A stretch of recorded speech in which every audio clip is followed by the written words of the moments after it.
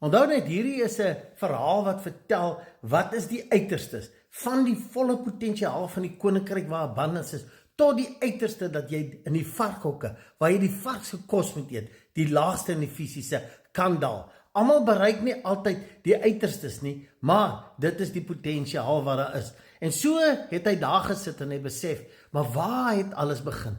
Ek was daar, by my Vader, fisies daar. Ek het fisies oorvloed gehad, ek het fisies vrede gehad, ek het vryheid gehad, en ek het alles wat my hart begeer, het ek gehad.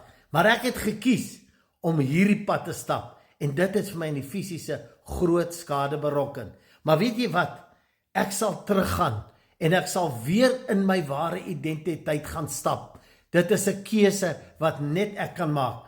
Want onthou, die Vader het die hele tyd gesit en wag en geweet, die ouetjie maak 'n fout, maar hy gaan iewers sy les leer, en hy sal terugkom.